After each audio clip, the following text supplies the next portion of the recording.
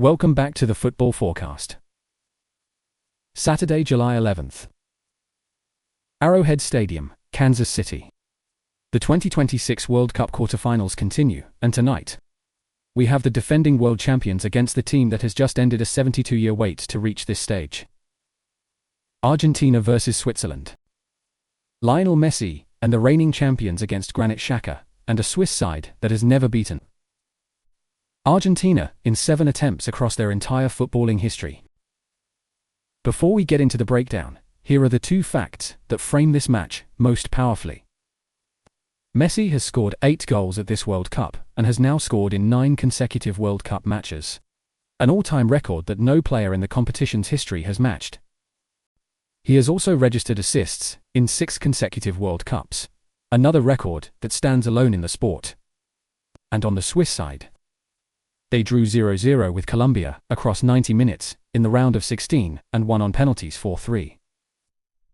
That means Switzerland played 120 minutes of football plus a penalty shootout in their last match. Argentina, by contrast, came from 0 to down to beat Egypt 3-2 in their last 90 minutes. Resilience proven on one side.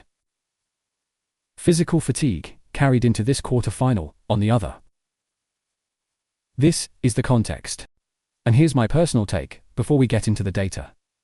The fatigue factor is the single most under-discussed variable in this match. Switzerland played 120 minutes against Colombia, then had to go through the emotional rollercoaster of a penalty shootout. That's not just physical exhaustion, it's mental exhaustion. And against a team like Argentina, with Messi pulling the strings, mental fatigue is just as dangerous as tired legs. Switzerland's defensive discipline has been remarkable.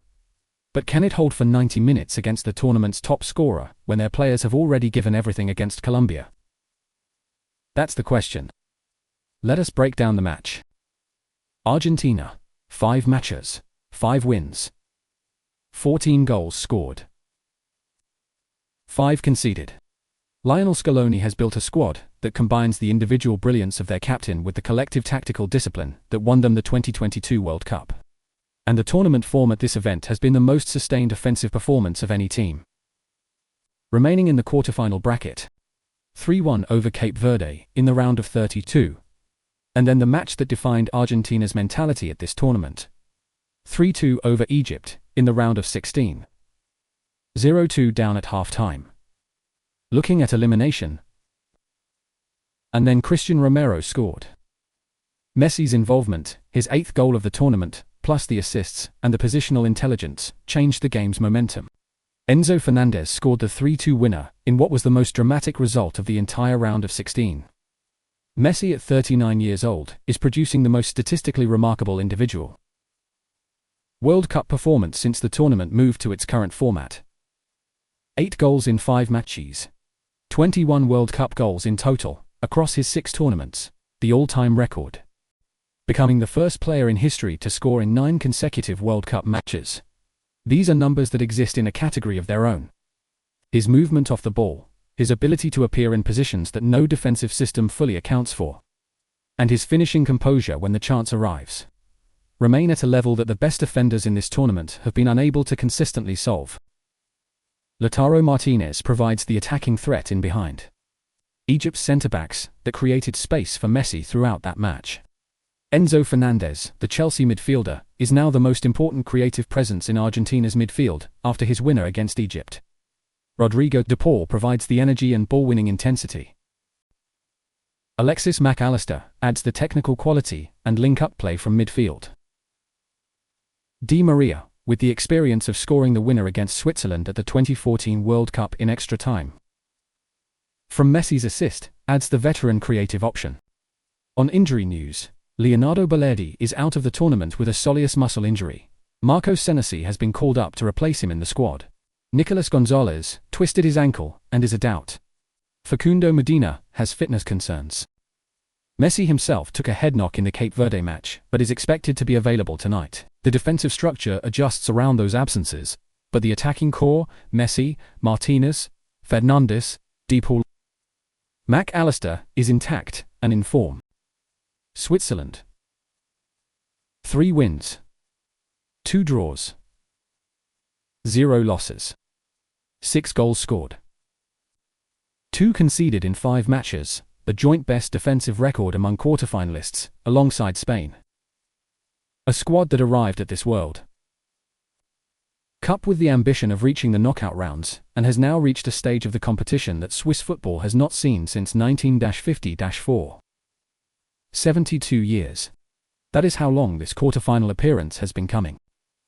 The Colombia match told you everything about what this Switzerland side is built for. They absorbed pressure across 90 minutes, held Colombia to a goalless draw in regulation. And then Gregor Kobel saved the decisive penalty in a 4-3 shootout victory that confirmed Switzerland's place in the last 8. Kobel has been one of the outstanding individual goalkeepers at this entire tournament.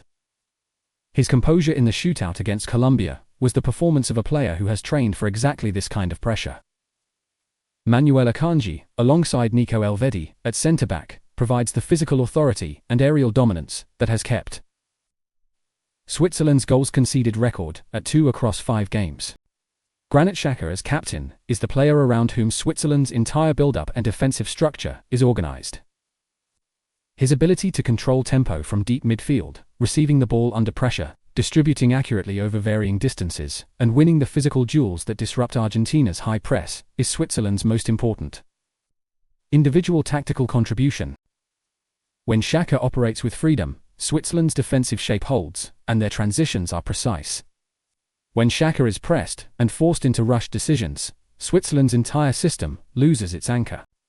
Brielle Embolo in attack has scored at this tournament and provides the physical centre-forward presence that will challenge Argentina's centre-backs in aerial situations and hold-up play. Dan Endoy's pace on the wide right is Switzerland's most direct counter-attacking route. When they win possession deep and look to break quickly, the injury situation for Switzerland is a genuine concern. Johan Manzambi, who was injured in training and missed the Colombia match, remains unavailable. And manager Murat Yildirim has confirmed he will not risk the young forward. Michel Ebischer is out with a muscle injury. Luca Jaquez is out with a muscle injury. Those absences narrow Switzerland's squad options and reduce the depth that Yildirim can call on if he needs to change the match from the bench. But the most significant factor is the physical state of the players who are available. 120 minutes plus, a penalty shootout against Colombia. Akanji, Elfedi, Saka, Kobel, Embolo. All of them played every minute of that extra-time match. Argentina played 90 minutes against Egypt. That 30-minute difference in physical output, compounded by the psychological stress of a penalty shootout, will be felt in the final 30 minutes of tonight's match if Switzerland cannot score early and force Argentina to defend. What concerns me most about Switzerland's situation is the combination of injuries and fatigue. They're already missing Manzambi, Ebischer, and Jaquez, 3 key squad players. The players who are available are coming off 120 minutes against Colombia. Against a rested Argentina side that just came back from 2-0 down against Egypt, that's a dangerous combination. Switzerland's defensive discipline has been the foundation of their run. But fatigue and squad thinness could be their undoing in the final quarter of this match. The head-to-head history between these nations has one consistent pattern. Argentina, win. 7 meetings. 5 Argentina victories. 2 draws. Switzerland have never beaten Argentina in any competition, at any level.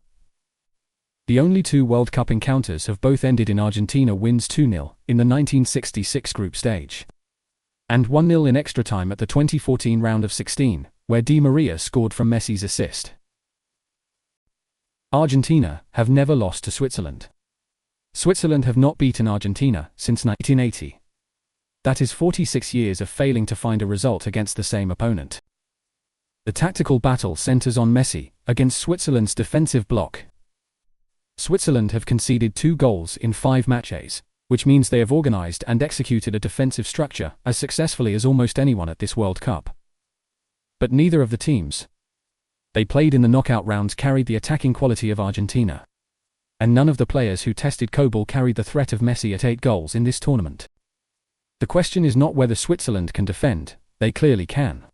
The question is whether they can defend against Messi, specifically for 90 minutes, while also carrying the physical load of the Colombia extra-time match. Xhaka, against Argentina's midfield, De Paul, Fernández, and Mac Allister is the central midfield contest that determines Switzerland's ability to build from the back and release their attackers in transition. If Argentina's press wins the ball in Switzerland's half consistently, Switzerland never get the opportunity to build the defensive positioning that their system requires to function. If Xhaka can receive cleanly and distribute before Argentina's press arrives, Switzerland control their own shape. One thing I'm watching closely: how Argentina's midfield presses Xhaka. If they can force him into rushed decisions early, Switzerland's entire build-up structure falls apart. De Paul and Mac Allister are relentless in the press. They've been doing it all tournament. Against a tired Swiss midfield, that press could be devastating in the first 30 minutes. Our assessment: Argentina's history against Switzerland, their physical freshness advantage, and Messi's individual brilliance at 8 tournament goals make them the clear stronger side in every relevant metric tonight. Switzerland's defensive discipline and Cobble's goalkeeping quality will keep this tight for the first hour. That is the realistic expectation based on what Switzerland have shown throughout this tournament. But the fatigue from the Colombia match, the injury absences, and the statistical weight of history all point in one direction. Argentina 2-0 or 2-1, Messi scores his 9th consecutive World Cup match goal. The attacking quality tells in the final 20 minutes, when Switzerland's legs begin to carry the extra time load. And Argentina advance to the semi-finals with their record against Switzerland intact. Drop a comment below right now with your score prediction for Argentina versus Switzerland. Does the 72-year wait for a World Cup quarter-final produce Switzerland's greatest ever result? Or does Messi produce the record-breaking moment that his last World Cup deserves? Hit subscribe and turn on the notification bell. The semi-final bracket is almost complete, and we are covering every match right through to the final. Follow us on all our socials for live reaction from Kansas City tonight. This is the Football Forecast. See you in the next one.